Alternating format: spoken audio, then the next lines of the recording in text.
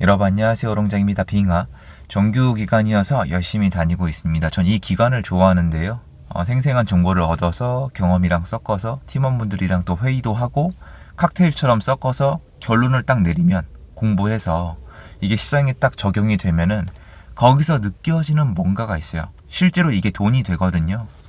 제가 예전 스토리, 그러니까 오늘 지금 한 분을 만나고 왔는데 수강생 한 분이라고 표현하면 될 것 같아요. 이분 얘기를 좀 해드릴게요. 예전에 한 번인가 두 번 언급을 했던 분이에요.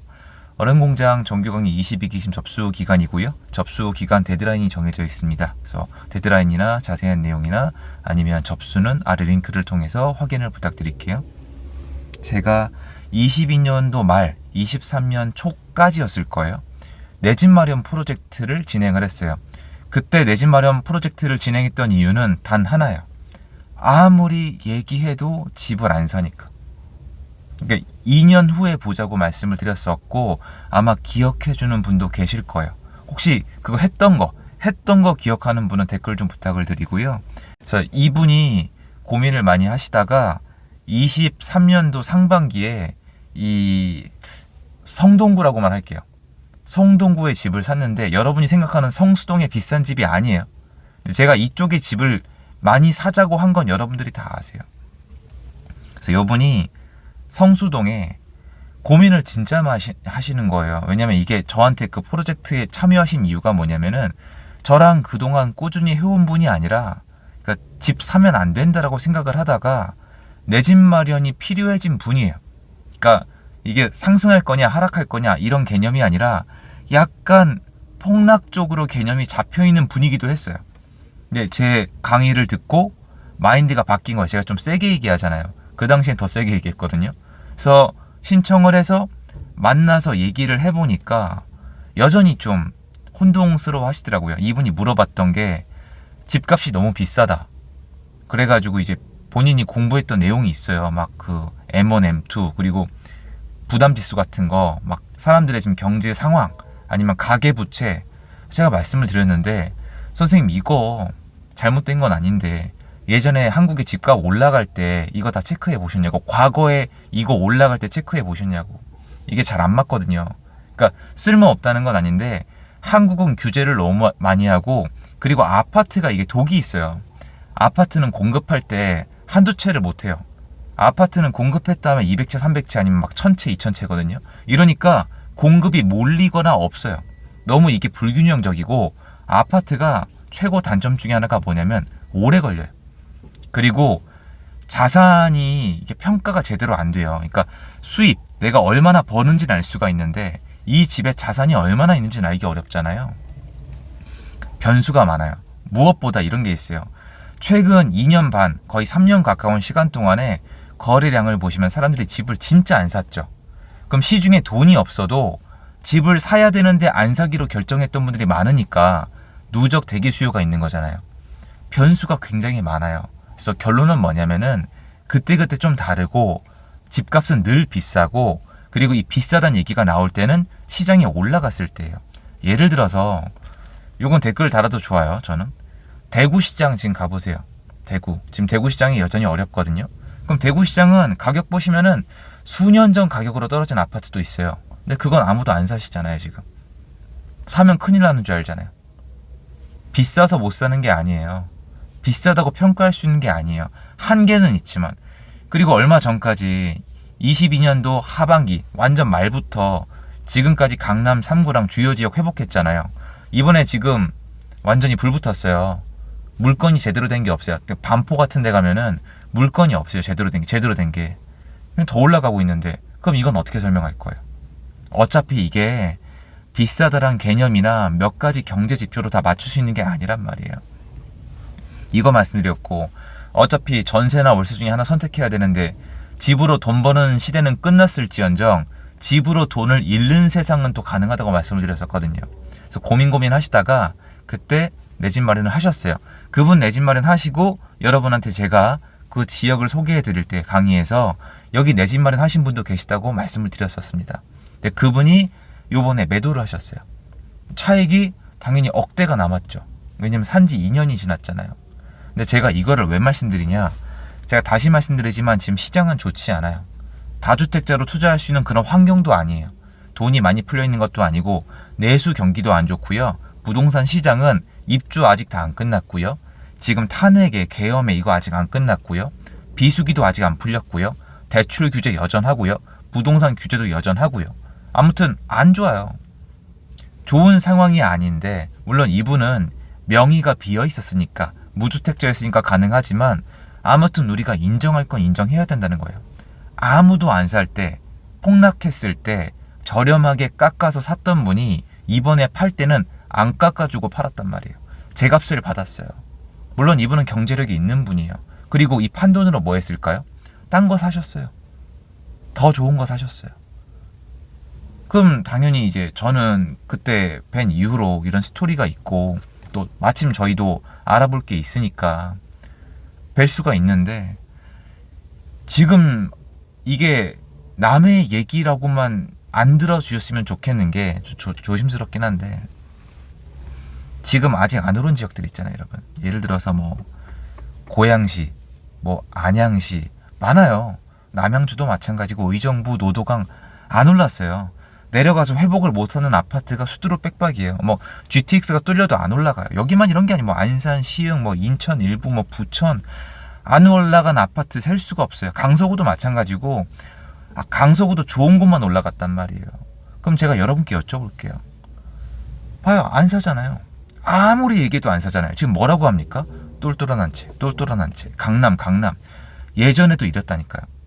근데 지금 보면은 물어보세요. 질문이 확 늘어나요. 지금 잠실 사도 돼요? 지금 반포 사도 돼요? 이러다가 끝까지 못 살까봐 두렵습니다. 근데 바닥치고 있을 땐 안 사. 제가 내 집 마련 프로젝트 그런 거 되게 안 좋아한단 말이에요. 왜냐면 뭐 듣는 분들은 불편할 수도 있겠지만 시간이랑 정신적 에너지가 너무 많이 들어가고 이게 결과에 따라서 부담감이 너무 심하단 말이에요. 잘 안 해요. 그거 왜 했겠어요? 아무리 얘기를 해도 제가 봤을 땐 기회인데 아무리 얘기를 해도 안 사고 이걸 제가 하려 그러니까 규제가 다 막혀 있고 뭐 회사나 팀원들을 이용하려 그래도 한계란 게 있잖아요. 저도. 그래서 했는데 요번에 결과물이 나왔고 예전에 결과물이 나오면 알려드리겠다고 했고요. 결과는 아주 좋아요. 물론 그때 내 집 마련 하신 분들 중에서 투자금이 워낙 적어서 소액이어서 조금 서울 외곽을 사신 분들은 생각보다 지금 아쉬운 상황은 맞아요. 타이밍이 좀 엇갈리더라고요. 근데 이게 정부 정책 똘똘한 한 채 이게 파워가 강해서 그래요. 전 기다리면 된다고 생각을 하거든요. 모든 분들이 결과가 좋았던 건 아닌데 마이너스는 없어요. 마이너스는 없는데 그래도 좋은 케이스가 나오고 있거든요. 근데 지금 거기를 말씀드리는 게 아니라 지금 예전에 거기처럼 지금도 저렴하게 깎아서 살 수 있는 곳들이 있어요. 이게 어떻게 될 거다라고 이 영상에서 말씀드릴 거 아니에요. 여러분께 여쭤보고 싶어요. 지금 사람들이 몰려다니고 있는 지역이 있잖아요. 거기 사고 싶으시잖아요. 누군가는 팔 수가 있는 거예요. 역사적으로 누가 더 많은 자산을 모으게 될까요?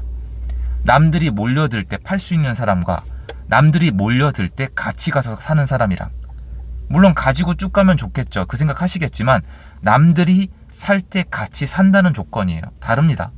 남들이 몰려들 때 파는 사람과 남들이 몰려들 때 같이 사는 사람과 다르단 말이에요. 물론 장기적으로 놓고 봤을 때 이 자산을 가져가야 되겠지만 남들이 몰려들 때 팔고 딴 거 사면 되잖아요. 좀 더 좋은 거 사고 싶다면은.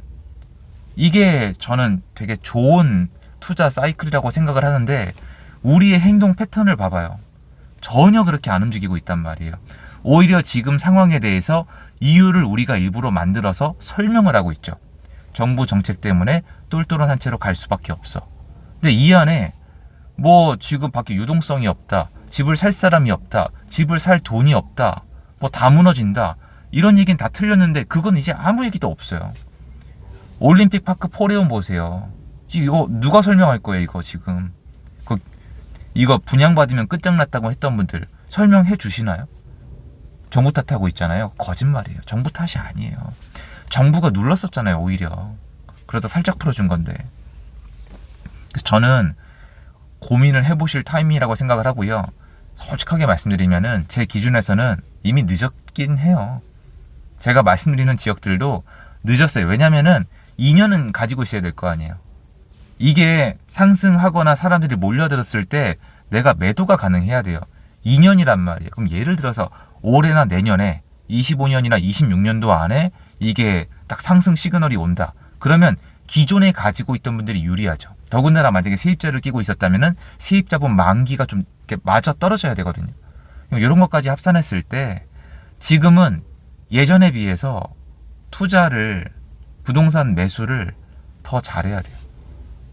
왜냐면 우리가 할 수 있는 게 많이 막혀 있잖아요. 대출도 안 나오고 규제도 여전히 돼 있고 하니까 여러 채 살 수도 없고, 미리 잘 사놨다가 사람들이 오면은 팔고 옮겨 타고 팔고 옮겨 타고 많이 해봤자 일시적 1가구 2주택 이거밖에 안 된단 말이에요. 그래서 전 이분 사례를 보면서, 왜냐면 당연히 감사하다고 인사를 하시지만 감사할 이유가 없는 게 제가 공짜로 한 것도 아니고, 이분은 본인이 공부를 하고 제 얘기를 섞어가지고 판단을 잘 하신 거거든요.